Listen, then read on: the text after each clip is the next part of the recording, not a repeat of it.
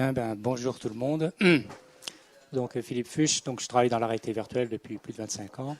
Comme beaucoup de chercheurs et puis d'entreprises, la réalité virtuelle n'a pas démarré il y a 4-5 ans. Je pense que vous le savez maintenant.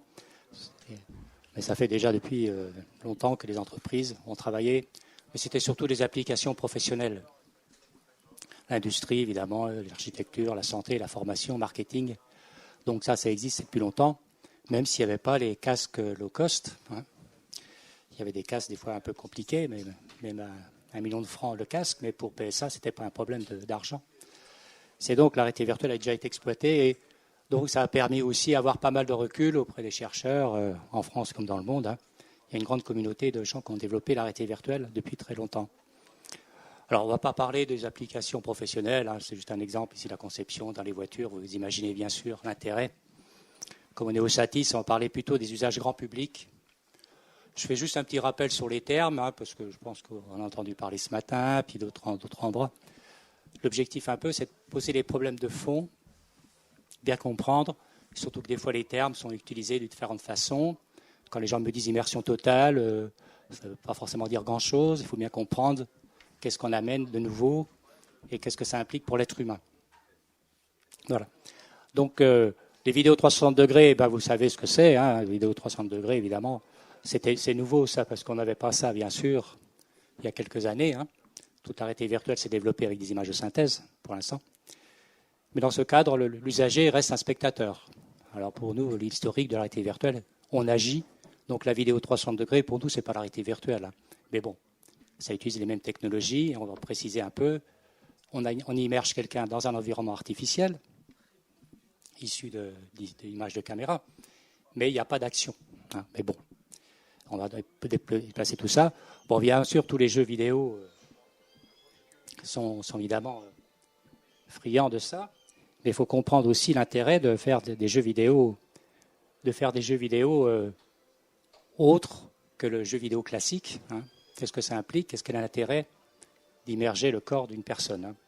Donc là, c'est un jeu d'Ubisoft où on vole. Je peux donner juste un exemple. Alors, les jeux immersifs, évidemment, l'usager est actif. Et on va voir qu'est-ce qu'on peut faire. Ça, c'est le côté plutôt ludique. Mais il y a le côté artistique. Alors, le côté artistique, vous avez, on parlait ça, film VR, expérience immersive.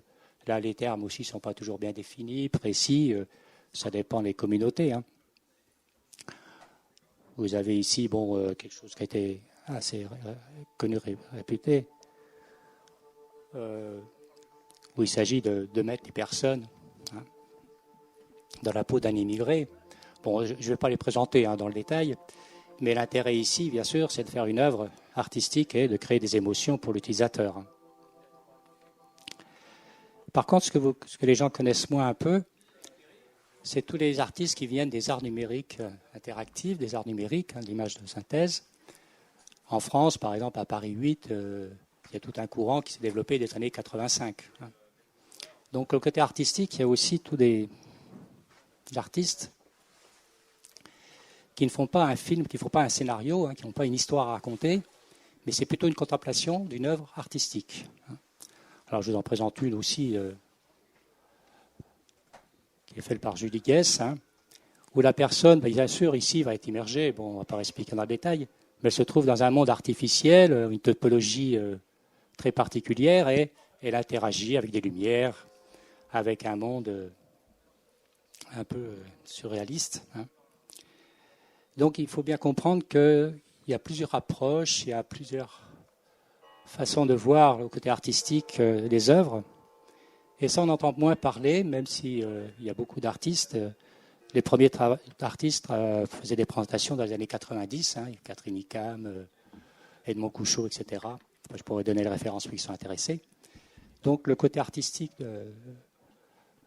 de la réalité virtuelle a déjà été exploité, mais maintenant, bien sûr, c'est à plus grande échelle. Avant, c'était des œuvres uniques. Bien sûr, ici, on a des choses plus grand public, et ça pose des problèmes. Alors, on pourra discuter, si on veut, après de tous ces domaines, mais je ne vais pas m'éterniser sur ça en 1 heure. Ce que je voudrais, c'est vous présenter qu'est-ce que ça implique dans tous les cadres, même des applications professionnelles ou autres, des applications artistiques, cinématographiques. Qu'est-ce qu'il faut bien comprendre pour l'être humain, au-delà de la technologie. Bon, je suis pourtant un ingénieur de formation, donc je suis plutôt du côté de la technique, mais je me suis vite aperçu dans les années 95 qu'il fallait bien comprendre le fonctionnement de l'être humain dans ces environnements artificiels. Ça, c'est mon discours indiscutable. Si vous voulez faire travailler dans le domaine de la réalité virtuelle, la réalité augmentée, etc., il faut bien comprendre comment fonctionne l'être humain. Et on n'a pas la connaissance à la base. Moi-même, je ne l'avais pas.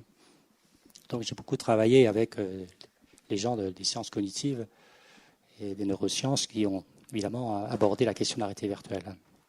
Donc, un schéma très simple, c'est il faut mettre, bon, évidemment, ça c'est évident, mais on va s'en servir après. Il faut immerger la personne dans cet environnement artificiel, qu'il soit issu d'images de synthèse, de caméras, peu importe, et il faut le permettre d'agir. Ou non, si c'est de la vidéo 360 degrés, il peut être passif. Mais là, c'est encore du cinéma pour moi.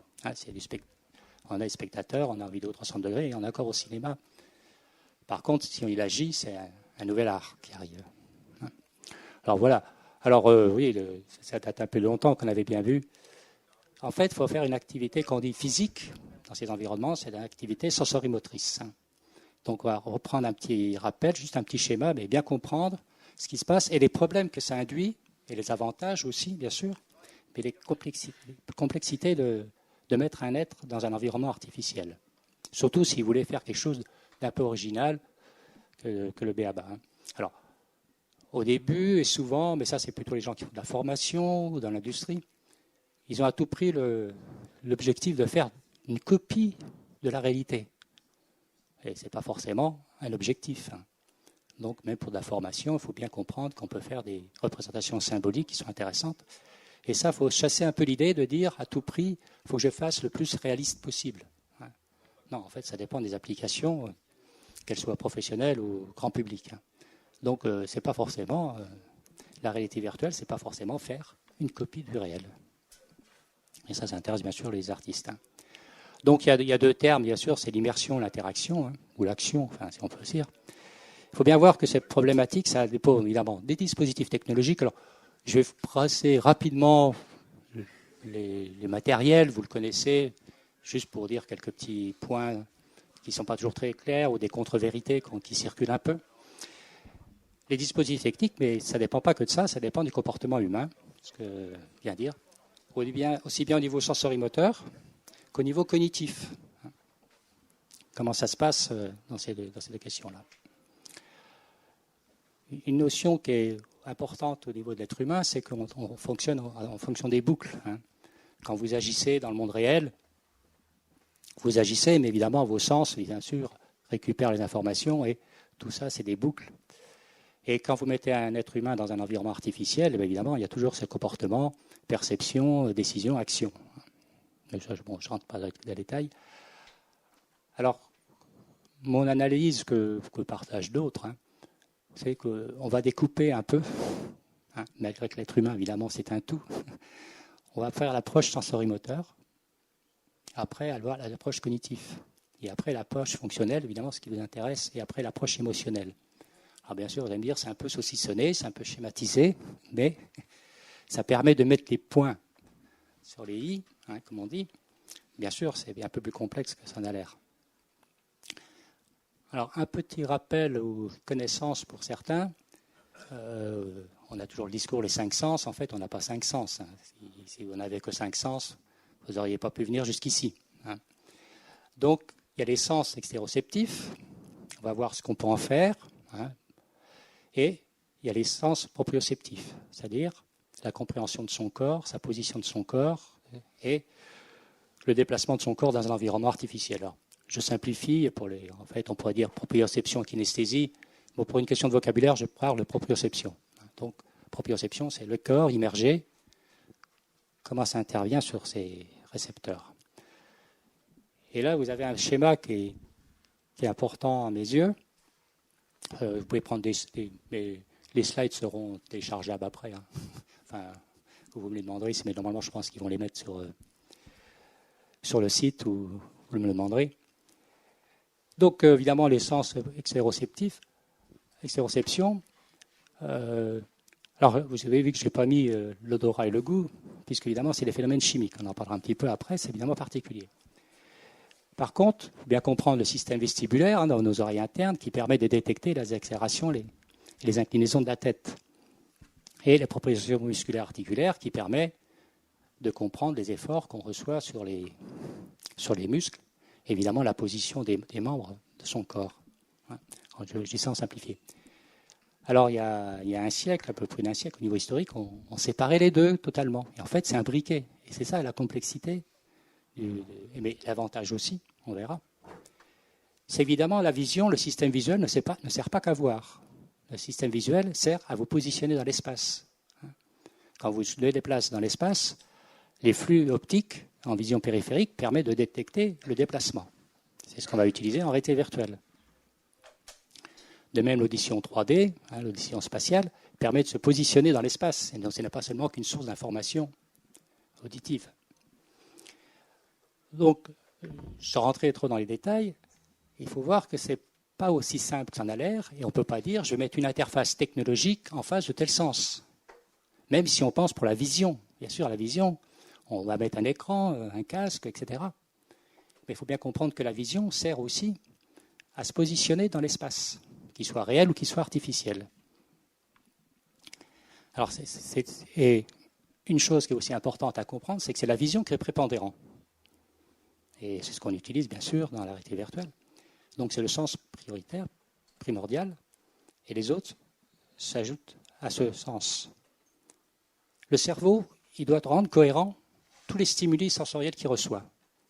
Et en fonction de ses actions, il doit avoir un système cohérent. Et si vous faites d'un usage un peu quelconque, le cerveau ne va pas rendre cohérent tout ce qu'il reçoit dans le monde artificiel que vous avez créé. Et c'est là que ça pose problème, et c'est là que la personne va avoir des nausées, va avoir évidemment un rejet, parce que son cerveau n'arrive pas à rendre cohérent tout ce qu'il perçoit, aussi bien les sens extéroceptifs, donc qui permettent de comprendre l'environnement extérieur, et les sens proprioceptifs qui permettent de comprendre comment son corps est situé dans cet environnement, s'il se déplace, s'il est fixe, s'il est en équilibre, s'il est stabilisé ou pas. On reprendra après sur des exemples plus en détail, et puis poser plus en détail les problèmes en fonction des sens. Alors, pour ne pas parler de termes, j'ai introduit le terme d'interface comportementale, parce qu'on a utilisé le comportement de l'être humain, mais de façon pas forcément naturelle. Alors, les interfaces sensorielles, vous les avez. On va reparler un peu plus des casques, mais on a aussi du tactile, et on a aussi des simulations de mouvement. Alors, le tactile, il n'y a pas de mystère. Si on veut faire du tactile, du toucher, il faut porter l'interface. Donc, c'est là les contraintes, les limites du dispositif. Au niveau des interfaces visuelles, il y a souvent l'idée, pour vous, que la réalité virtuelle, c'est avec un casque. Alors, si c'est dans 90% des cas, l'usage de la réalité virtuelle, c'est avec un casque, ce n'est pas forcément avec un casque. Et on a fait pas mal d'applications, nous, en formation, en marketing, ou dans la conception, on n'utilisait pas un casque. Soit vous mettez évidemment des écrans tout près des yeux, ça permet d'immerger l'utilisateur, soit vous mettez dans un cave, là vous avez une image en couleur, vous avez une cave de PSA, où évidemment c'est un coût bien plus important, mais bien sûr il n'y a aucune comparaison de la qualité d'image. Vous savez que les casques actuels, et là pendant 10 ans, 20 ans, vont avoir une qualité d'image qui évidemment est vraiment faible. C'est une contrainte, on n'y peut rien. Bon, il y en a qui hochent la tête, c'est déjà pas mal, oui. Ça dépend de ce qu'on va faire. Mais si vous êtes dans l'industrie et que vous voulez voir la future voiture et juger la qualité esthétique, il faut des images comme au cinéma. Vous n'avez pas ça dans un casque. Alors bien sûr, ça coûte peut-être 1 million d'euros ou 2 millions d'euros, mais ce n'est pas un problème pour les industries. Par contre, pour de la formation, comme ici vous avez une formation pour un système d'agriculture, pour un tracteur, etc., on n'a pas forcément besoin d'un casque. Si la personne regarde toujours dans la même direction, on n'a pas besoin de mettre un casque. Et là, je vois des fois des exemples où les gens veulent à tout prix mettre un casque pour dire je fais de la réalité virtuelle, où un écran serait suffisant. On pourra en discuter, surtout si vous n'êtes pas d'accord sur cette question-là. Alors, les interfaces de simulation de mouvement, vous avez des gros systèmes, là, évidemment, quand on veut, évidemment, faire les mouvements d'une voiture sur une route Évidemment, ces systèmes-là, ça coûte quelques millions d'euros. C'est aussi toujours à PSA, un simulateur de transport. Hein, c'est vieux comme le monde, ça. Hein, ça fait 20 ans, 30 ans qu'on fait ça. Bien sûr, c'est des coûts. Ce qui est important pour vous de savoir, c'est que toutes les règles qui ont été testées sur le comportement de l'être humain dans les simulateurs de transport, on peut les appliquer dans la réalité virtuelle. On en parlera tout à l'heure. Par contre, vous avez des choses plus modestes. Hein. Bon, là, c'est évidemment, on veut faire voler. Vous avez, bon, vous faites, la personne, évidemment, ne se déplace pas en translation, elle se déplace seulement en inclinaison, en rotation. Hein. Donc, vous connaissez tout ce système-là, je passe. Donc, on a des simulations de mouvement. Sur le son, je passe, évidemment, ce n'est pas moi mon spécialiste. Hein. Donc, évidemment, soit on met des écouteurs, soit on met des haut-parleurs autour, ça, etc. Par contre, les interfaces olfactives, il y a bien sûr un problème. Ce n'est plus un phénomène physique, c'est un phénomène chimique. Donc, il n'y a pas de mystère. On ne peut pas numériser et simuler les odeurs. Hein. Donc, vous êtes obligé d'apporter l'odeur. Alors, il y a des gens qui disent « Ah ben demain !» J'ai dit demain, mais non, ces interfaces-là, elles datent de 20 ans. Hein. Donc, les interfaces olfactives, il n'y a pas de recherche de développement technologique à faire. Alors maintenant, ça c'était des systèmes, mais maintenant vous avez ça sur des casques. Hein. Vous pouvez mettre des odeurs. La seule contrainte, c'est que vous êtes obligé d'amener l'odeur. Donc vous ne pouvez plus faire en virtuel faire varier les odeurs. Donc bien comprendre la cause de ce problème-là, parce que des fois on voit des contre-vérités, on dit « Oh ben demain on arrivera à faire des interfaces olfactives ». On les a déjà fait, hein. Il suffit d'envoyer les odeurs au nez de la personne. Alors soit c'est la personne porte le dispositif, soit il est dans la salle où il a eu l'expérience. Mais la contrainte qui est énorme, c'est évidemment qu'il faut avoir le stock d'odeurs si vous avez plusieurs odeurs à utiliser. Ce qui fait que depuis 25 ans, les applications avec les odeurs, il y en a 1% ou 2%. Bon, là, le côté artistique, peut-être les gens voudront faire un peu plus, mais ça restera toujours une contrainte. Les interfaces motrices pour agir, vous connaissez évidemment toutes les manettes. On a travaillé sur les gants à retour d'effort pour mesurer les mouvements des doigts. Il y a des dispositifs, des gants, mais c'est évidemment contraignant. Et vous avez évidemment les dispositifs où on traque évidemment optiquement les mouvements des mains, hein, comme LeapMotion et compagnie, mais ça, je n'explique pas. Après, évidemment, on peut équiper tout le corps d'une personne, ça, c'est aussi possible. Quant aux interfaces sensorimotrices, que vous connaissez peut-être moins, parce que c'est plutôt appliqué dans l'industrie, et pas encore pas très connu, c'est évidemment qu'on veut appliquer des efforts sur la main, sur le bras ou sur les doigts, ça devient un peu compliqué puisque c'est de la mécanique. Hein. Donc vous avez des systèmes, je vous présente deux systèmes. Alors soit c'est des systèmes à réaction externe, hein, vous avez ici une poignée, donc ça peut être utilisé pour appliquer des efforts, les couples, sur un outil que tient l'utilisateur qui est en train de se former, par exemple. On utilise ça, par exemple, pour les chirurgiens en endoscopie. Depuis 15-20 ans, il y a des simulateurs pour apprendre à l'endoscopie. Hein, puisque le chirurgien, évidemment, doit ressentir les efforts virtuellement en train d'opérer un patient. Bon, c'est des systèmes, évidemment, bien complexes. Hein. Et si on veut avoir des retours d'efforts sur un dispositif sur les mains, là aussi, c'est encore assez compliqué. Il y a des recherches. Là, c'est des projets du CEA, du CEA Technologies, qui font des retours d'efforts depuis 20-30 ans avec le nucléaire. Et donc, bien comprendre qu'on aura très peu d'usage ou réservé plutôt à des applications, soit dans des parcs d'attractions, soit avec des moyens importants, mais ce ne sera pas chez soi. Ou alors chez soi, on aura un petit système à retour d'effort, mais modeste. Donc, bien comprendre un peu ces questions-là. Alors, bien sûr, on peut aussi prendre un objet à la place, un vrai objet réel, et puis ressentir l'objet. Et voilà. Enfin, voilà un peu rapidement, ce n'est pas cette question-là que je voulais aborder trop, mais de la technologie. C'est plutôt maintenant qu'est-ce qu'on peut en faire, quelles sont les limites. Alors, il y a le côté positif, hein, puisque la vision est prépondérante, vous le savez, vous l'avez testé partout, vous avez testé un casque, si on change de point de vue, votre corps se déplace dans l'environnement virtuel. Par contre, il ne se déplace pas, évidemment, dans l'environnement réel. Donc, là, c'est l'exemple classique. Enfin, c'est un exemple qu'on l'a fait à l'école des mines pour tester les voitures automatiques pour l'usage de tous les jours, enfin, peu importe. Bien sûr que la personne ne bouge pas, mais elle a bien l'impression, évidemment, de se déplacer, de conduire sa voiture. Hein, ce n'est pas un subterfuge, hein, c'est vraiment, comme la vision est prépondérante, la personne est en déplacement dans le monde virtuel. Et donc, ça joue sur son corps, sur sa proprioception. Alors, la question, c'est que vous avez donc une incohérence entre ce que donne les systèmes vestibulaires à la personne, en lui disant son cerveau, la tête ne bouge pas, et par contre, visuellement, il voit son déplacement. Donc toutes ces questions-là ont été traitées de long en large depuis, je vous dis, les débuts des premiers simulateurs de transport.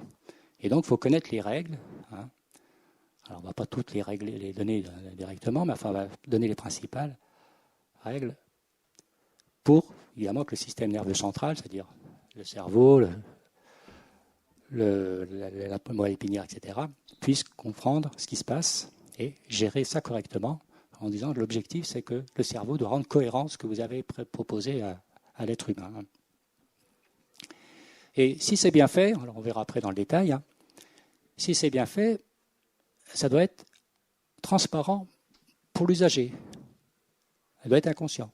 Alors vous me direz, la première fois qu'il utilise une manette, qu'il met un casque, évidemment, il peut être un peu perturbé, parce qu'il ne connaît pas cet environnement artificiel. Tout le monde, la première fois, moi comme vous autres, la première fois qu'on est arrivé dans un environnement artificiel, puis qu'on pouvait se déplacer ou agir, on est un peu surpris. Mais ça doit devenir transparent très rapidement. C'est comme maintenant, dans le monde réel, depuis ce matin, vous vous êtes déplacé, vous avez discuté, vous avez manipulé des objets, vous n'en êtes jamais occupé de l'aspect sensorimoteur. Évidemment, c'était transparent pour vous. Donc un système doit bien, quand la rétine vertébrale est réussi, c'est évidemment, tout ça disparaît. Et évidemment, l'objectif, évidemment, pour l'usager, d'appliquer, d'utiliser le dispositif pour ce qu'il en est, pour sa finalité. Alors, on verra après, plus en détail, ces difficultés. Mais avant, je vais parler de l'aspect cognitif.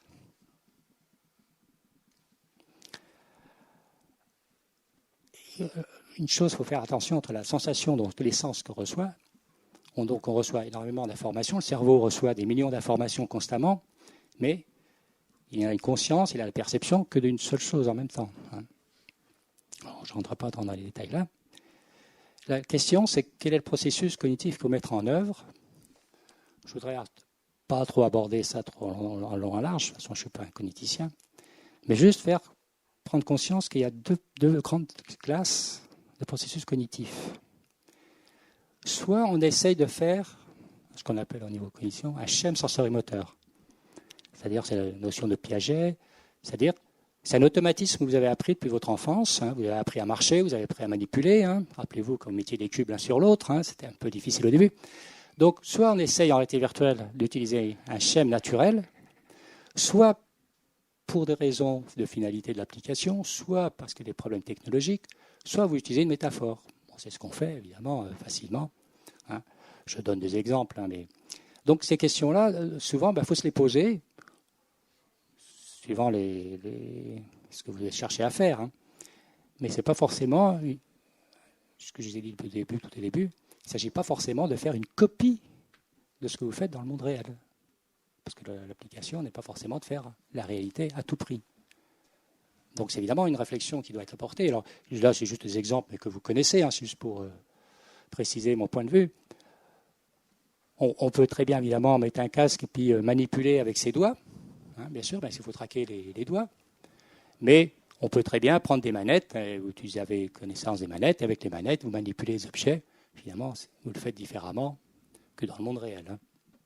Alors ça pose des problèmes de manipulation, mais bien sûr, petit à petit, les gens apprennent certaines manipulations.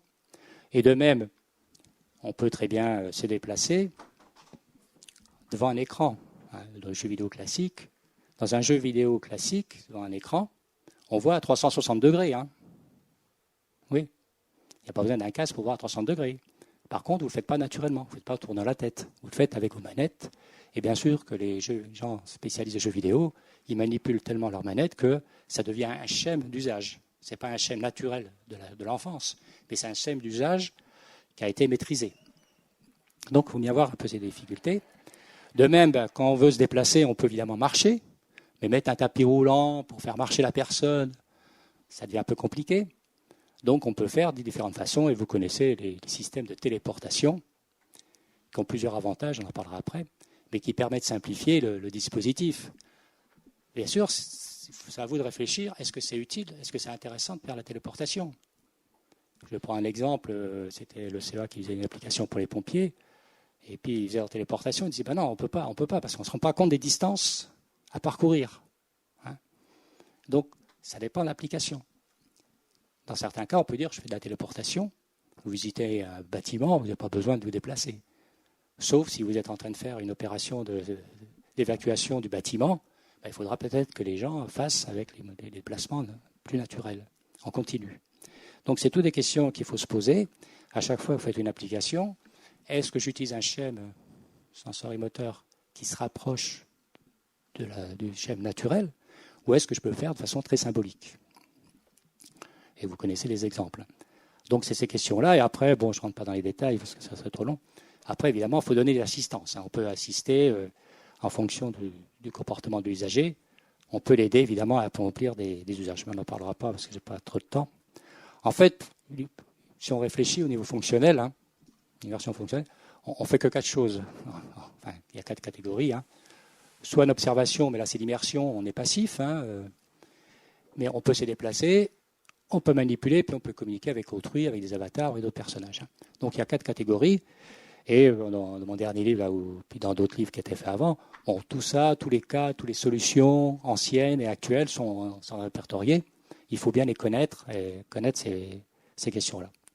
Donc voilà, un peu schéma, mais je rentre rapidement parce que je parlais plus des incohérences et des problèmes. Alors après, il y a le niveau émotionnel, mais là, je passe un peu là-dessus parce que c'est un peu trop long. Après, bien sûr, le niveau émotionnel qui intéresse évidemment en général l'artiste, comment on maîtrise, qu'est-ce qu'on veut faire, etc. Il y a des questions qui se posent, mais ça serait trop long d'en parler. Mais quelques problèmes qui ont été posés déjà depuis 3-4 ans pour les artistes qui venaient du domaine du cinéma. Est-ce que l'observation, est-ce qu'on est à la première personne ou est-ce qu'on est à la troisième personne?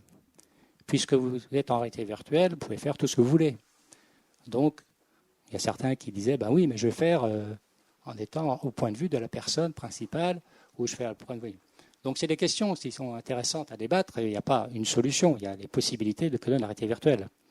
De même, les déplacements, est-ce qu'on déplace son corps comme dans le monde réel en étant égocentré, on est au centre de déplacement, ou est-ce qu'on peut faire des déplacements à l'égocentré avec des plans et on déplace d'un endroit à un autre?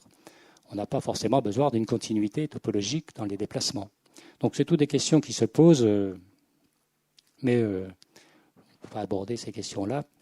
Je voudrais surtout porter mes questions-là sur l'impact sanitaire et les solutions, puisque c'est un problème qui existe et qui existera pendant longtemps. Il faut bien maîtriser ces questions-là.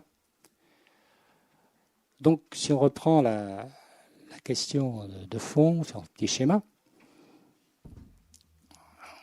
le côté négatif des dispositifs, c'est qu'il peut y avoir une incohérence entre les stimuli sensoriels et les actions motrices de l'utilisager. Mais c'est parce que c'est incohérent que ce n'est pas inacceptable. Donc c'est possible, mais il faut connaître les limites. Et je vous dis, alors les limites pour la vision stéréoscopique, ça fait presque plus d'un siècle qu'on les connaît, mais que vous ne connaissez pas forcément, parce que ça a été oublié ou c'est utilisé que par des spécialistes, comme ceux qui ont fait du cinéma en 3D en relief. Donc il faut bien comprendre ces questions-là. Alors on ne va pas voir toutes les incohérences, parce qu'il y a des incohérences. Je prends les 3 principales incohérences. Les autres, vous pourrez les référencer ou les lire. Il y en a qui sont particulières, surtout si on va faire des mouvements complètement irréalistes, mais ça peut intéresser les artistes. On va prendre seulement ceux qui sont à la base, que vous connaissez. Et en fonction de ces incohérences, il y a plusieurs possibilités. Soit on supprime l'incohérence en modifiant le fonctionnement de l'action de base, l'activité, se déplacer, manipuler. Soit on supprime l'incohérence en modifiant le fonctionnement de l'interface, on prendra des exemples. Soit on l'atténue. On peut atténuer, et là, c'est une question qui se pose, qu'on n'abordera pas, c'est un peu plus compliqué, c'est est-ce que l'usager peut s'adapter? Et vous savez sûrement qu'il y a des gens qui s'adaptent mieux que d'autres, et certains s'adaptent moins, et ça, c'est encore un problème très ouvert. Pour l'instant, depuis 25 ans qu'on fait de la réalité virtuelle des applications professionnelles, on avait bien maîtrisé parce qu'il n'y avait pas trop d'incohérence et puis ça s'adressait à des professionnels, c'était limité. Maintenant qu'on fait grand public et tout public, il est bien évident que cette question d'adaptation personnelle à ces environnements-là était une des questions ouvertes. Par contre, il faut quand même connaître les règles de base. Donc, sur toutes les incohérences que l'on peut faire, une dizaine à peu près, je vais prendre les trois principales incohérences, enfin trois principales, si on veut, enfin les plus communes, pour expliquer la démarche, pour comprendre la démarche, on n'est pas trop d'entrée. Il y a une incohérence clomotrice entre le réflexe accommodation-vergence. Alors ça s'est créé, évidemment, est plus connu depuis qu'on fait des films en relief, qu'on a osé dire cinéma 3D, ce qui est aberrant parce que c'est 3D en relief, mais tous les films sont en 3D. Et les films en relief, les frères Lumière en ont fait. Donc c'est vieux, c'est très vieux, mais évidemment avec le numérique, on en a développé un peu plus. Et vous savez que certaines personnes n'acceptent pas de voir des films en 3D en relief. Pourtant, on connaît. Après, on parlera des autres incohérences. Donc, l'incohérence oculomotrice, je explique pour ceux qui ne connaissent pas trop le problème. Quand vous êtes sur un écran, que vous avez filmé avec des vraies caméras ou des caméras virtuelles, vous obligez la personne à accommoder au niveau de l'écran. Par contre, il va converger devant ou derrière l'écran, suivant les images que vous avez fait, le décalage entre l'image droite et l'image gauche. Et ça, évidemment, c'est incohérent puisque depuis votre enfance, vous avez maîtrisé votre système oculomoteur et vous avez le lien entre l'accommodation et la vergence. Et là, ça fait une rupture. Alors c'est pour ça qu'on dit que pour les enfants de moins de 6 ans, il ne faut surtout pas montrer des images en relief. Et jusqu'à 12 ans, il ne faut pas modérément. Ça, c'est la l'ANSEE qui a évidemment précisé un peu ces questions-là.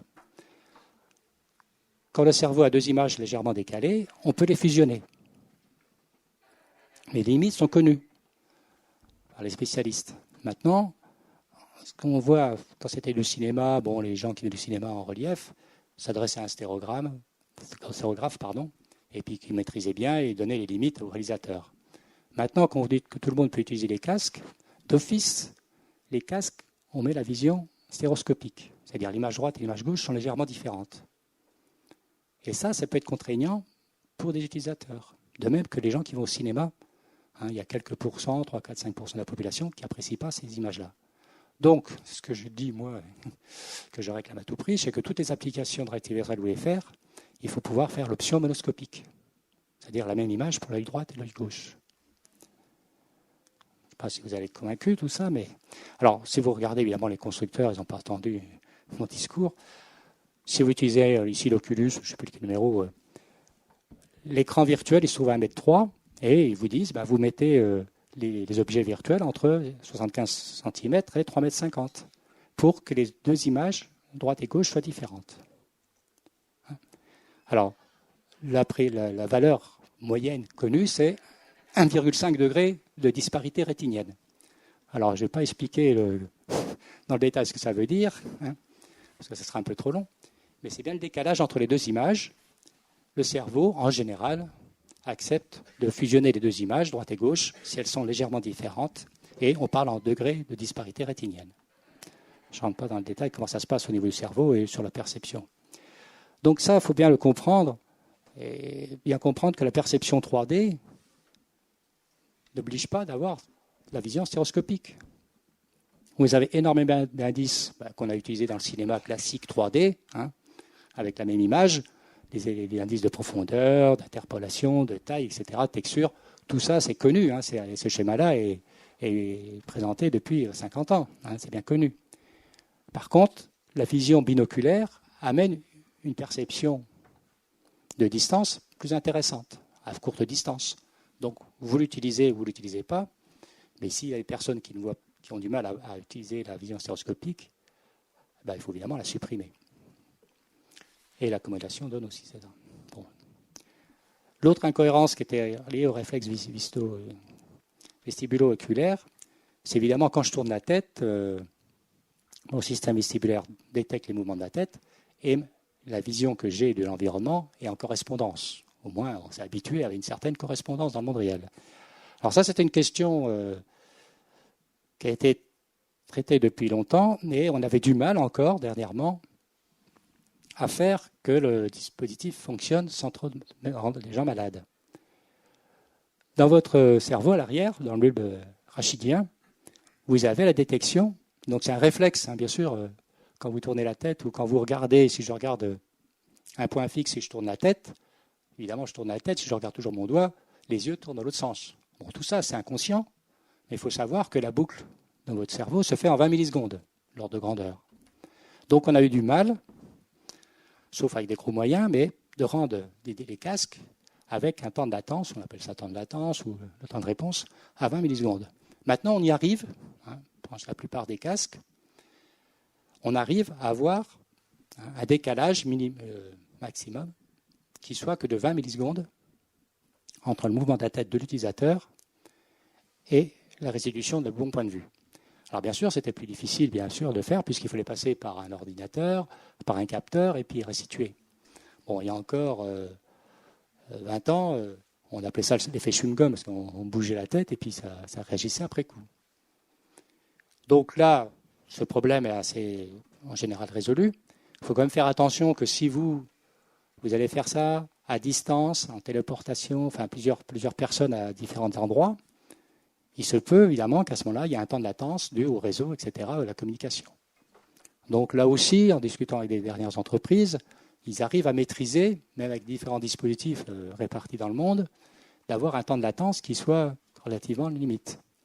Mais ça peut être un problème, surtout si vous créez aussi des images très complexes, ça peut donner. Mais enfin, globalement, cette question-là, dans les usages classiques, que vous avez dû essayer en bas, que vous avez testé, on ne s'aperçoit plus du décalage entre le mouvement de sa tête et un mauvais point de vue.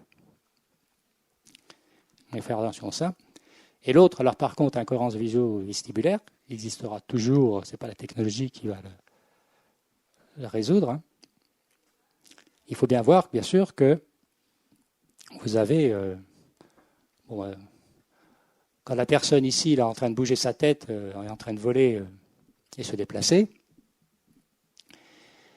il faut bien sûr que la personne rende cohérent son mouvement avec son mouvement de tête, son action de la tête et le point de vue qu'il donne. Alors je prends cet exemple-là parce que c'est un exemple d'Ubisoft, ce n'est pas pour faire la pub pour Ubisoft, mais ils ont utilisé beaucoup de règles, plusieurs règles, pour permettre à la personne, à 95%, 99% des gens, de ne pas être malaise dans une application qui est quand même avec un mouvement qui est artificiel, parce que personne n'a volé, et même les oiseaux, les aigles ne volent pas en tournant la tête.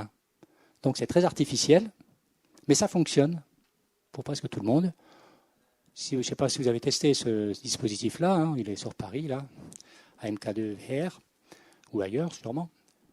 On vous apprend à l'utiliser, parce qu'évidemment, vous n'avez jamais volé en tournant la tête, mais tout ça est rendu cohérent pour le cerveau, malgré qu'il y ait une incohérence, puisque vous ne vous déplacez pas, évidemment, dans le monde réel. Le cerveau en garde pas quelques lacunes. Comment ? Le fait de s'être adapté à Flyview, moi j'ai joué pendant 2 heures, 2 heures et demie. En sortant de l'expérience, j'ai dit, je prends pas mon scooter, je rentre pas chez Oui, moi. alors on pourra reparler de...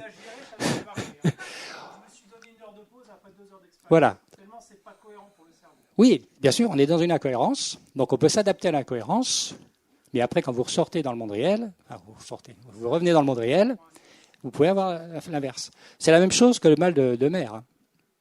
Quand vous êtes dans un bateau, vous êtes dans la cabine, là c'est l'inverse par rapport à la réalité virtuelle. La vision est fixe et il y a le roulis tangage. Il y a des gens qui n'ont pas le mal de mer, mais après quand ils reviennent sur Terre, ils ont le mal de terre, comme on dit. Enfin, ils sont mal à l'aise. La première fois que j'ai utilisé un casque chez PSA, en 95, etc., les casques étaient très chers, mais c'était les mêmes qualités que les casques actuels. Bon, 1000 fois plus cher à peu près. Je n'ai pas été trop mal à l'aise en conduisant la voiture virtuelle, mais j'ai été mal à l'aise quand j'ai repris le taxi après. Voilà. J'étais passif. Donc, il faut bien voir que là, par contre, vous avez énormément de possibilités pour résoudre ce problème quand vous voulez vraiment que la personne se déplace dans l'environnement virtuel.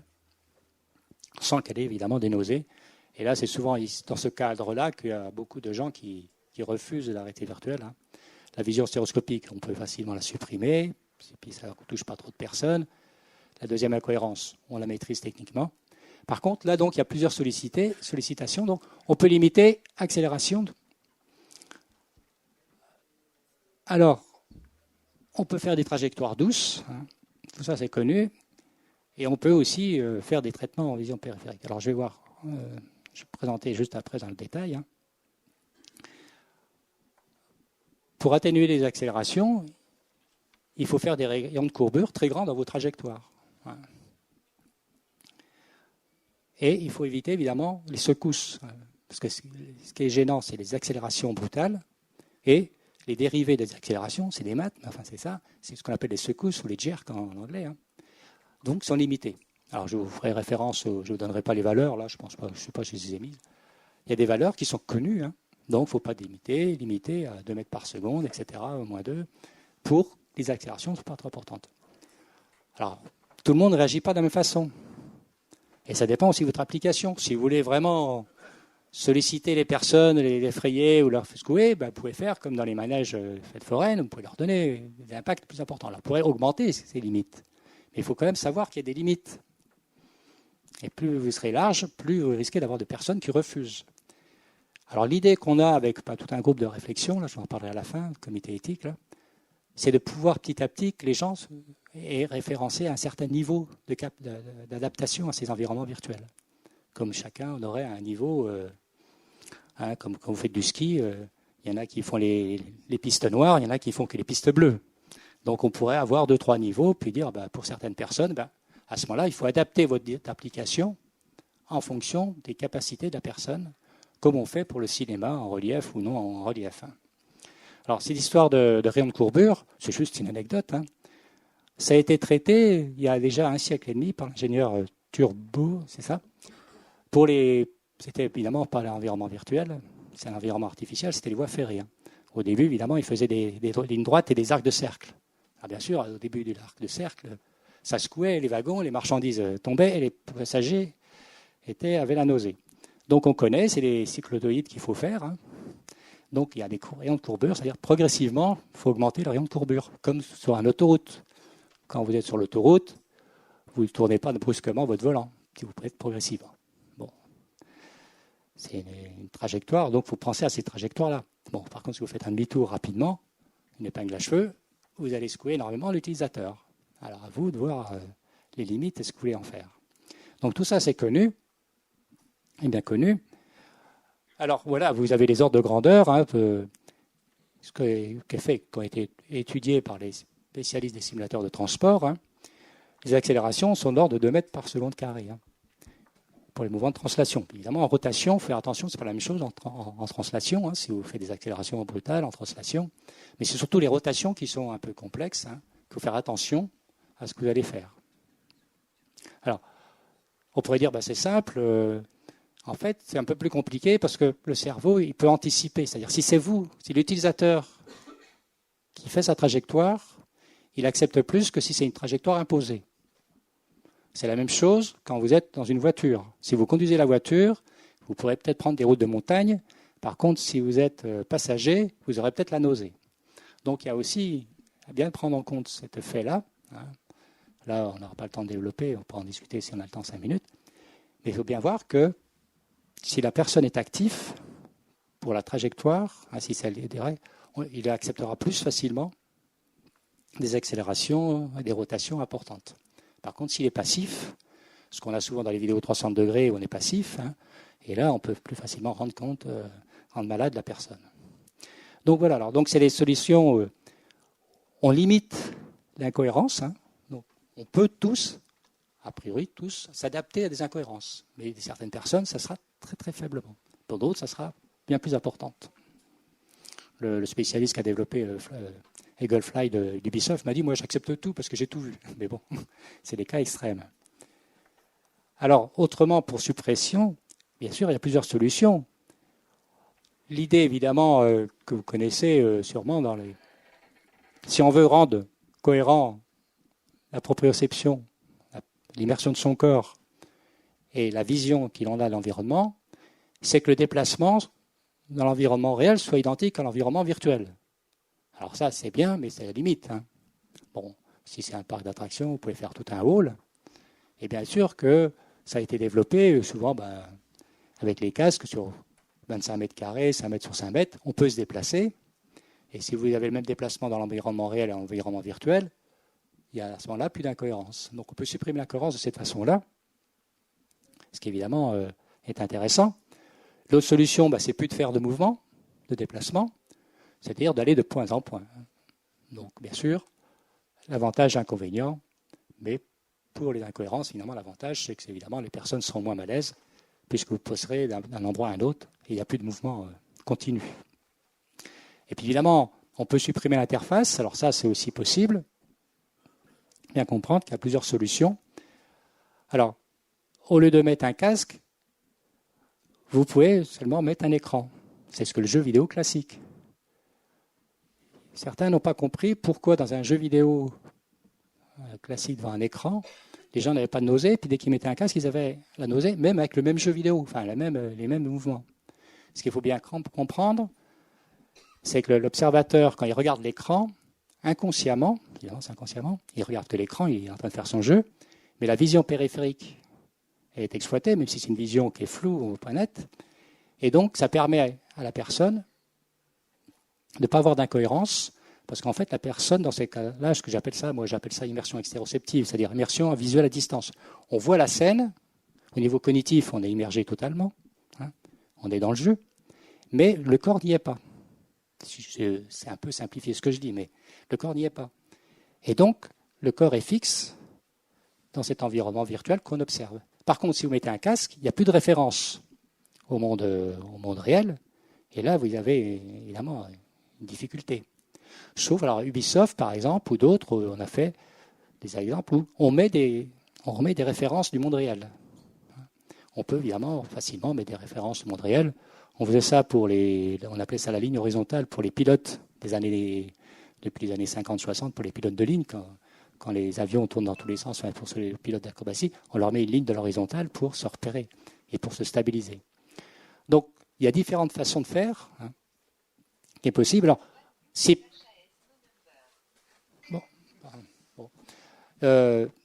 qu'il peut avoir aussi, c'est que si vous êtes la personne en train de conduire une voiture, comme vous avez vu tout à l'heure, évidemment, la planche de bord, elle est fixe par rapport au monde réel. Donc vous mettez un objet réel, même si ce n'est pas la planche de bord que l'observateur voit surtout, il voit surtout la route, il regarde la route, mais inconsciemment, la vision périphérique de l'observateur voit la planche de bord qui le stabilise dans l'environnement virtuel. Donc c'est ces questions-là qu'on peut faire. Alors, bien sûr, stabilisation par vision périphérique, on peut mettre des références du monde réel, etc. Évidemment, autrement, après, vous pouvez mettre des interfaces pour simuler le mouvement. Bon, soit des choses très complexes, mais vous pouvez très bien faire. Il y a des sièges pivotants à 5 000, 10 000 euros. Enfin, il y a des systèmes plus simples. Vous pouvez faire, évidemment, marcher sur un tapis roulant, etc. Voilà. Donc, il y a toutes ces règles-là. Bon, c'est mis sur un schéma. Je ne vais pas rentrer dans les détails pour garder un peu de temps d'explication. Bon, j'ai refait un petit schéma que vous pourrez récupérer facilement. Alors, il peut y avoir aussi des observations visuelles non naturelles. Alors ça, je ne vais pas rentrer dans le détail pour le temps des questions. Mais voilà, ce que j'ai dit, que j'aurais dit encore, on ne cherche pas forcément à faire une copie du monde réel dans le monde virtuel, aussi bien au niveau de l'action sensorimotrice que de l'application. Donc, on peut faire des activités totalement sensorimotrices. Il n'y a pas que voler, on peut faire des choses totalement aberrantes. On peut se déplacer en se voyant se déplacer, etc. Enfin, vous connaissez les exemples, vous en avez vu sûrement. Mais dans tous les cas, il faut bien prendre en compte le fait que est-ce que la personne va rendre tout ça cohérent. Et la question d'adaptation de chaque personne, alors ça c'est une question ouverte, comme j'ai dit tout à l'heure. Est-ce que ça dépend de l'âge? Est-ce que ça dépend de caractéristiques techniques? Est-ce que ça répond? Alors on peut faire plus ou moins aussi en fonction du temps, etc. C'est des questions qui se posaient. Ces questions-là se posaient déjà depuis trop longtemps. Pour terminer, dire que la réalité virtuelle, c'est un grand défi anthropo-technico-économique. Évidemment, Il faut comprendre l'être humain dans ces environnements-là. Il faut que la technologie puisse répondre à d'autres applications. Puis évidemment, il faut voir si au niveau économique, ça fonctionne. Mais souvent, tout est lié. Hein. Ce n'est pas des choses bien séparées. Hein. Je ne passe pas sur de tout. Là. Alors, ce qui vient de sortir dernièrement, et qui évidemment vous pouvez télécharger, je fais partie d'un comité éthique qui a été mis en place par VR Connexion. VR Connexion, c'est un GIE d'entreprise dans la réalité virtuelle, si vous ne connaissez pas. Et donc, on a travaillé pendant une année pour préciser un peu les recommandations d'usage de la réalité virtuelle. Alors, les premières parties, évidemment, les effets négatifs dus aux incohérences sensorimotrices, puis les effets négatifs dus à l'interfaçage fonctionnel inadapté aux chaînes sensorimoteurs naturelles. Bon, c'est les parties, c'est ce que je viens de vous expliquer un peu. Hein. Mais évidemment, il y a d'autres parties qu'on n'a pas le temps de développer, mais en fonction du contenu, hein, surtout si on s'adresse à la formation, qu'est-ce contenu, comment on doit amener le contenu, etc. Évidemment, les effets, l'état psychologique et cognitif de la personne dans ces environnements, surtout pour faire de la formation ou faire des applications professionnelles ou grand usage, voilà, etc. Et puis les modalités pratiques de fonctionnement. Donc là, c'est une charte de recommandation qui vient de sortir il y a une semaine, hein, donc c'est tout frais, tout récent. C'est une première version. Et bien évidemment que vous pouvez la télécharger, vous en inspirer, et puis évidemment rediscuter, parce qu'évidemment c'est un travail collectif qui devrait pouvoir donner des fruits complémentaires. La suite du comité éthique, justement, c'est est-ce qu'on peut donner des profils d'usagers, hein, l'usager qui est capable de faire tout en réalité virtuelle, tout avec des systèmes très incohérents ou d'autres, etc. Est-ce qu'on peut mesurer par des façons simples? Nous, on a fait depuis, ça fait 20 ans, 25 ans qu'on travaille sur la vision en relief. Les gens qui venaient nous voir faire des tests, on avait des mesures précises avec il y a des choses très simples à faire pour savoir si la personne voit bien en relief, etc. Bon, là, c'est un peu plus large, mais c'est peut-être des tests à faire ou voir pour dire, telle personne, il va falloir doser, diminuer les incohérences, surtout vestibulaires, parce que la personne n'acceptera pas ces applications-là. Alors, pour approfondir, j'ai fait plusieurs livres, j'étais directeur d'un ouvrage collectif avec 100 auteurs sur le traité de la réalité virtuelle, mais il est un peu dépassé parce qu'il date de 2001 à 2009. Il y avait 101 auteurs. J'en ai fait un sur les casques. Alors, le problème des casques, ça marche. Par contre, comme il est de 2016, les derniers casques ne sont pas évidemment présentés. Hein. Mais bon, c'est les problèmes de fond. Et puis surtout, j'ai fait mon dernier livre, là, qui a une synthèse un peu du traité de la réalité virtuelle. Une synthèse à ma façon, hein, c'est discutable, mais qui permet de reprendre toutes ces questions-là en développant un peu plus la question de cognition, de la perception, tout ce qui est conscient et inconscient. Hein. Bien comprendre que les gens, ils ont conscience de quelque chose, mais qu'est-ce qui est inconscient, comment ça fonctionne, etc. Puis il y a toute une partie un peu sur les applications, les différents domaines d'application, ce qui a été déjà développé depuis un petit moment sur des questions-là. Voilà. Il nous reste un petit 10 minutes, un quart d'heure ou un peu plus pour avoir des questions. J'étais peut-être un peu rapide, mais vous savez au moins dans la charte de recommandation d'usage un peu cette question-là qui ont été précisées. Si vous avez des questions, il y a des micros.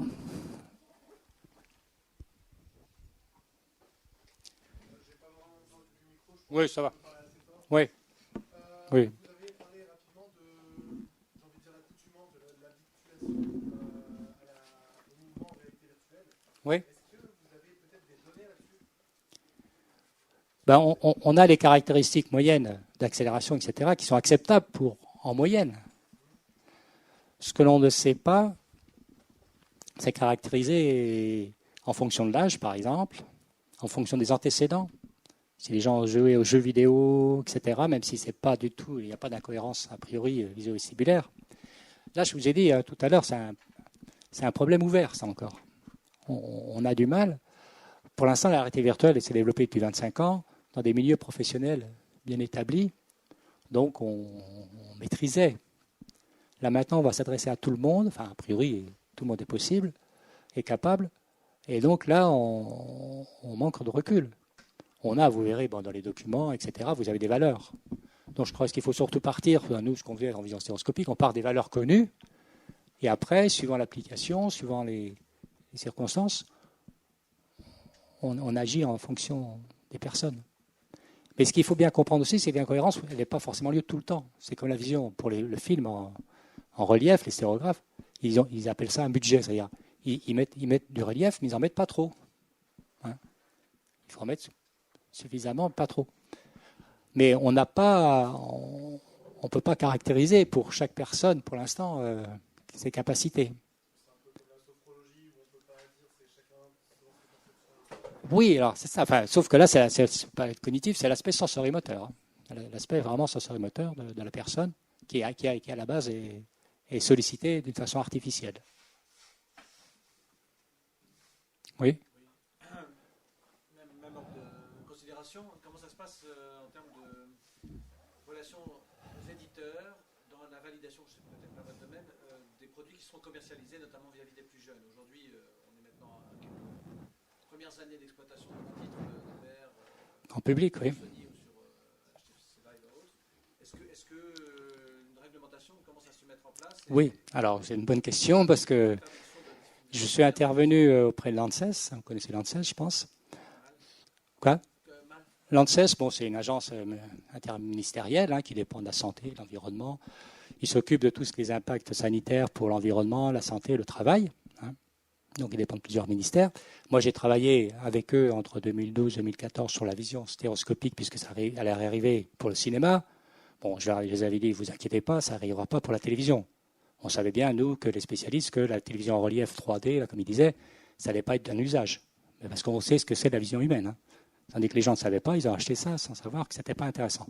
Mais peu importe, ça c'est un détail, c'est une anecdote. Donc, en 2015, quand j'ai vu que ça arrivait pour le grand public, j'ai prévu moi-même, je peux le dire sans être flatteur, c'est moi qui ai lancé l'ANSES, je lui ai dit, il faut aborder cette question-là. L'ANSES a tellement de sollicitations, le temps qu'ils mettent en route, ils ont mis, vous pouvez regarder sur l'ANSES, réalité virtuelle, vous tapez ANSES réalité virtuelle, vous allez tomber, depuis 2018, il y a un comité d'une quinzaine de spécialistes, et il y a un rapport qui va sortir en 2020, si tout va bien, plutôt fin 2020. Donc, indépendamment, parallèlement à la charte qui est faite par un comité, mais qui est un comité de personnes, l'ANSES s'est abordé cette question-là. Et donc, pour l'instant, j'étais auditionné comme d'autres, de toute façon, j'avais sollicité cette commission. Donc, il faut attendre pour l'instant. Donc, pour l'instant, il faut être prudent. Alors, tous les gens me posent la question, comme vous voyez bien, je suis spécialiste. Ah, mais qu'est-ce qu'on peut faire officieusement? Je dis rien. Vous suivez ce que les directives des constructeurs, donc c'est interdit à moins de 13 ans. Point barre. Si vous faites en dessous, vous prenez des risques sanitaires. Mais qu'est-ce qui se passera plus tard? Attendons la réponse en 2020. Parce que c'est complexe. Autant la vision stéréoscopique, ça fait un siècle, enfin au moins qu'on connaît les règles de base. Là, c'est plus compliqué, vous voyez bien, on voit bien, on peut faire plein de choses. Hein. Et encore, pour l'instant, nous qui avons du recul, ce qu'on voit, ce qu'ont fait les artistes, etc., sinon ils font des choses encore assez simples, mais on peut faire des choses totalement artificielles, avec des mouvements totalement irréalistes. Donc, il va falloir être prudent, et l'ANSES va donner un premier rapport. Sans tout vous cacher, la responsable m'a dit, on ne va pas tout sortir à 10 pas. Alors ils m'ont dit, ne dis pas à tout le monde qu'en 2020, on aura la réponse totale. Ça va être très long. De pouvoir apprécier, de dire est-ce qu'un enfant peut faire un peu, etc. Le système visuel d'un enfant évolue jusqu'à 12-13 ans. Et le système, les réflexes postulaux d'équilibre, etc., ça évolue. Beaucoup jusqu'à 6 ans et après un peu plus. Donc, évidemment, moi j'ai fait mes petits-enfants, ils sont passés, c'est pas 5 minutes, c'est bon. Hein, c'est 5 minutes. Par contre, si c'est en grande échelle, ce que l'on craint surtout, parce que pour l'instant, la réalité virtuelle grand public, c'est plutôt dans les salles d'arcade, dans les lieux publics. Hein. Bon, vous n'y passez pas des heures et des jours entiers.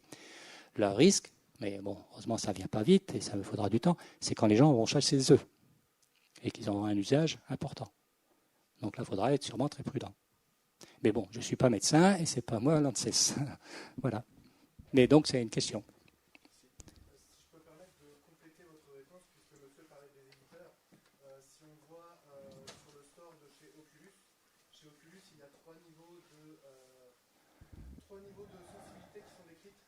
Oui. Il y a des applications qui sont notées vertes, qui vont être très voilà. Des placements artificiels, des applications orange qui sont un peu moins confortables et rouge, là où ça peut faire vomir n'importe qui. Par contre, c'est vrai que ce n'est pas du tout présent chez la concurrence, chez Steam. Oui, oui. Donc, c'est pour ça qu'il y aura sûrement à faire des différents niveaux. Vous voyez, ça va être plus compliqué. Les gens, il faut oublier le cinéma où on prend un produit qu'on donne à tout le monde identique. Hein. Donc là, Ce qui est dommage par rapport à ces codes couleurs, c'est que les rouges, limite, ne devraient pas être sur la plateforme. Parce que là, je me souviens d'avoir lu, d'avoir essayé de corréler entre l'expérience et les indications. C'est plus. On n'en est pas au niveau de difficulté qui est une piste de ski, mais on en est au niveau de dangerosité pour le cerveau. oui. Non, et puis, je vous dis, là, je vous ai cité 3 incohérences, mais il y en a d'autres. Alors, c'est bien plus compliqué, quoi. Donc, il n'y a pas forcément à dire il y a que 3 niveaux. On va peut-être commencer par ça, mais il y a des gens qui seront très impactés par la vision stéréoscopique, d'autres qui seront impactés par le problème d'équilibre, et surtout qui peuvent avoir des contre-indications après coup. Hein. Quand on fait des expériences, nous, surtout nous, les gens des sciences cognitives, des neurosciences, etc., en réalité virtuelle, souvent les personnes qui testent, on leur dit vous ne prenez pas la voiture après en partant. Hein, vous restez 3 heures sur place, surtout si on fait des choses assez sollicitantes. Donc ça va être compliqué, oui.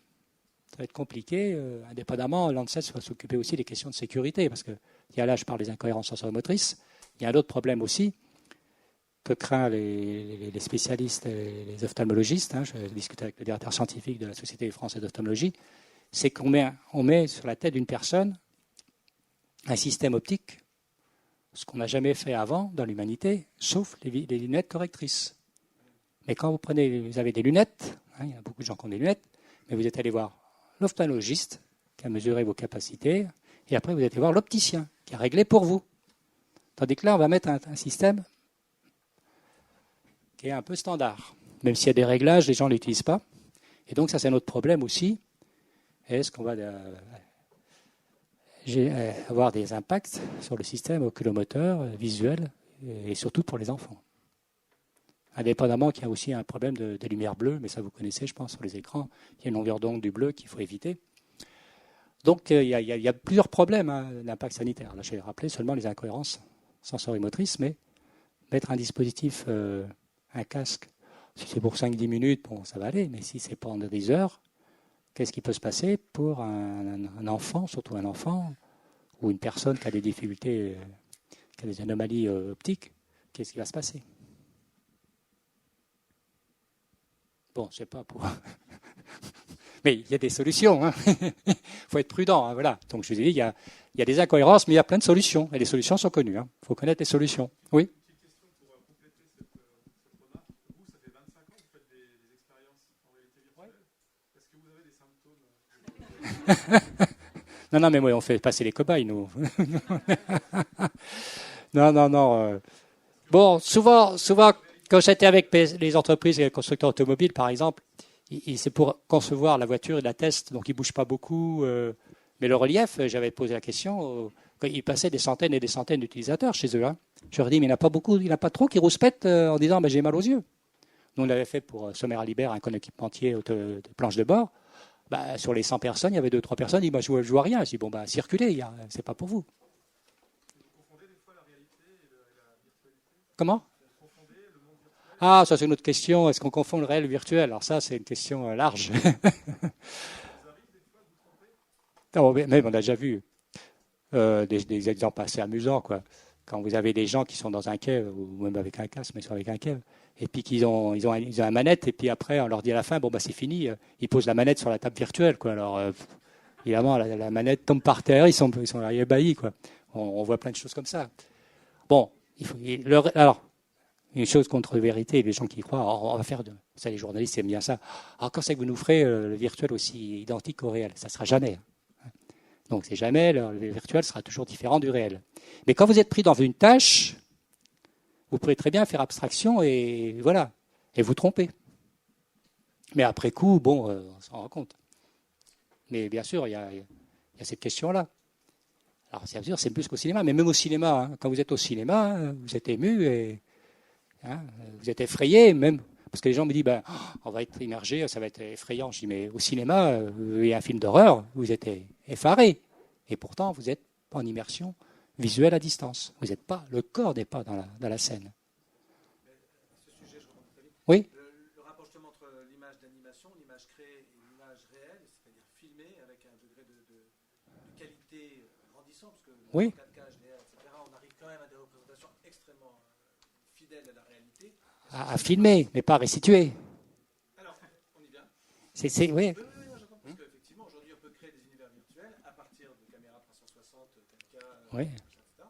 Et donc, se mettre dans une position d'hyper-réaliste qui, à votre avis, renforce ou pas ce sentiment de réalité virtuelle ou d'immersion et de perte de repères. C'est-à-dire, en fait, on est encore plus pris dans ce phénomène Vous êtes plus pris parce que vous êtes immergé dedans. Et le corps, c'est une immersion proprioceptive, que j'appelle ça, immersion corporelle. Vous êtes immergé. Et si vous êtes actif, mais dans un jeu vidéo classique, vous êtes actif. Et les gens, ils passent des heures dans le jeu vidéo, ils oublient la réalité aussi. le caractère virtuel des images, le caractère vrai des images artificielles des images, pour vous, ne diminue pas Que ce soit, de réalité virtuelle. que ce soit d'images filmées ou des images de synthèse. Les deux sont impactantes. Nous, on fait des fois des images de synthèse très simples et les gens sont pris dedans. Oui, les simulateurs d'avion, par exemple, Oui. le Flight Simulator qui va bientôt sortir sur Xbox, Oui. tuerie. Le fait qu'il soit arrivé à un degré de réalisme mais absolument total, paraît-il, renforce totalement le caractère immersif. Non, je pense pas. Non, c'est plutôt l'action. Si vous êtes dans un simulateur, vous êtes en train de faire du vol. Il n'y a pas besoin d'avoir d'images super réalistes. On est revenu là-dessus. Par contre, si vous avez besoin d'images super réalistes, vous êtes en train de dire il faut que la personne comprenne bien les détails des planches de bord, etc. Mais l'application, soit elle marche pas. Mais une fois que vous êtes immergé puis vous volez, vous allez voir des images de synthèse. Le monde réel, il a été construit depuis votre enfance. Vous avez un monde réel. Là, vous créez un monde virtuel. Vous pouvez y être dedans et complètement dedans. Il n'y a pas forcément besoin d'avoir les images parfaitement identiques au monde réel. On a fait des dispositifs avec on peut faire des mondes artificiels, j'ai pas d'exemple là, mais totalement symboliques, hein, des choses totalement symboliques. Là, j'ai montré rapidement une œuvre artistique par Julie Kess, là, Sub Albert. Bon, c'est un monde topologique aberrant, il y a les 3 dimensions, on s'y repère pas, mais la personne est prise dedans, elle a des émotions et elle se croit dedans, et même si ça n'a rien de réaliste. Par contre, après, ça peut être un objectif d'application, dire je vais faire super réaliste, mais il y a le côté marketing commercial. Il faut faire attention au discours marketing, hein, les gens qui vous font croire qu'à chaque fois, parce qu'ils ont réussi à faire ça, il faut automatiquement avoir ça à faire. Mais c'est une question ouverte un peu, c'est une question ouverte, pas une question simple. Oui.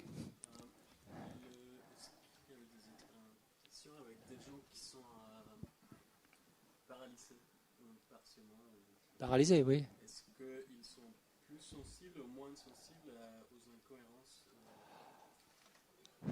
C'est une question ouverte.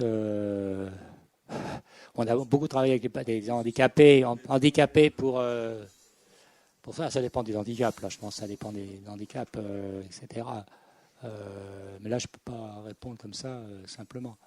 Il y a beaucoup de travaux, d'applications qui ont été faits pour les handicapés, pour leur apprendre à travailler. Mais l'objectif était de les rééduquer. On ne s'est pas trop posé de faire, je ne pense pas, enfin moi je ne connais pas connaissance, mais peut-être des gens, est-ce qu'ils ont fait au niveau des recherches, des incohérences, qu'ils acceptaient plus ou moins, ce n'est pas évident. On n'a pas fait de ça, je n'ai pas à ma connaissance. Par contre, beaucoup d'applications ont été faites pour les handicapés, etc. Par contre, il faut faire attention à ce qu'on fait. Oui, bien sûr. Oui. Nous, on avait fait une application à CarePap. Quand les gens ne peuvent pas bouger tellement les mains, juste avec un signe, ils voyaient leur avatar faire des mouvements, quoi. Donc ça leur permet d'aider. L'objectif, c'était de les aider à faire une activité dans un environnement virtuel. C'était pour les adapter, leur donner une certaine autonomie. Mais on n'a pas étudié si l'impact était plus fort ou moins fort par rapport à d'autres personnes. On n'a pas fait de comparaison. Je ne pense pas que beaucoup de gens aient fait des comparaisons. Ces cas-là. Puis il y a tellement d'handicaps différents que c'est peut-être pas évident.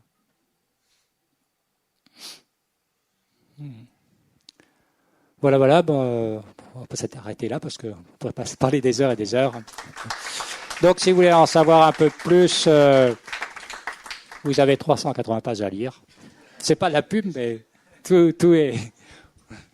Et c'est à l'école des mines de Paris, hein, les presses des mines de Paris, que vous trouvez ce livre-là.